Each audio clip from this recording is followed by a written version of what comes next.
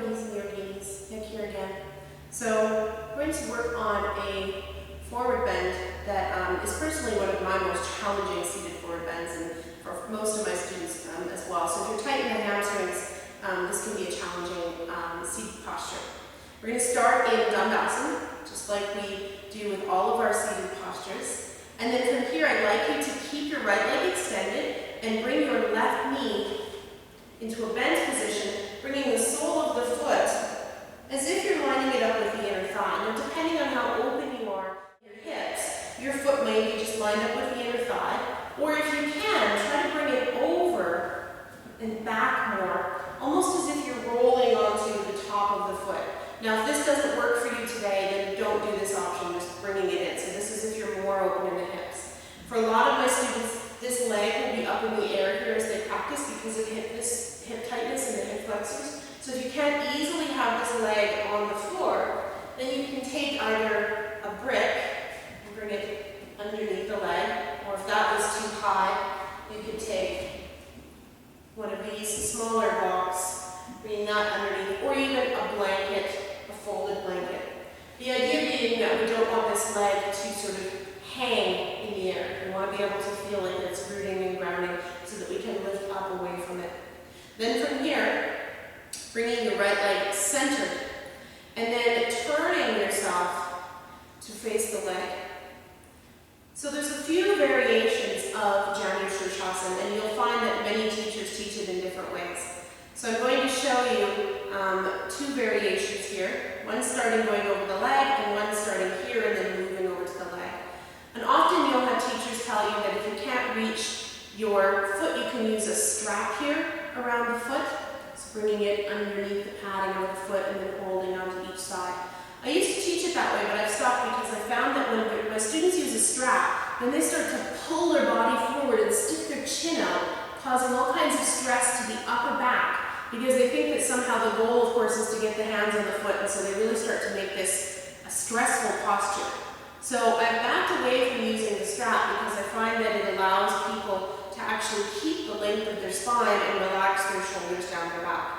Now, if this doesn't work for you, this variation that I'm about to show you, you could of course use a strap or an old necktie and bring it underneath the foot and hold on to the sides if that's an option that feels better for you. So, coming to turning over the leg, inhale and lift your spine and your heart, and then you're going to walk your hands forward. If you're tight in the legs, you may only go right here in order to keep a flat spine. So again, the idea here is to keep the spine tall and the heart open. We're not trying to, reach the foot at the expense of the back alignment. Anybody can reach their foot if they bend their knee round their back, but that's not the pose. So bringing your fingertips beside your leg, this might be your pose here. If you're tight, you might just sit up straight and focus on keeping the foot active and the back open. If you're finding that you have more openness in the back of the leg, then you start to walk yourself forward. Again, shoulders down, heart lifts, gently keeping the head in line with the spine. So watch also that you're not sticking your chin out here. You want to gently draw the chin in a bit and bring the head back so that the head is just a natural extension of your spine. If you're more flexible, you just gradually start to walk yourself forward. Again, heart open, back flat. And eventually, when we're more accomplished in this pose, we reach our hands to the foot. But remembering, there's no trophy for getting the foot. So if when you start to reach for the foot, you start to round the back like this, and stick your chin out and pull on your foot, then this is no longer a comfortable posture. So we want to work up here and gradually walk ourselves forward. Relaxing the head, extending the spine, opening the heart. Feeling a big stretch through the back of the leg. And then releasing that leg between the other side. You'll notice as you practice your seated forward bends that the more length you have in your spine and the more your heart is open and your upper back is nice and flat and aligned, the more you'll actually feel a stretch in the leg. So don't do yourself the disservice of allowing the spine to sort of round forward. You want to keep the length. So switching sides, taking your opposite leg out, your left leg, right leg comes back, or lining up the inner edge of the foot with the inner thigh.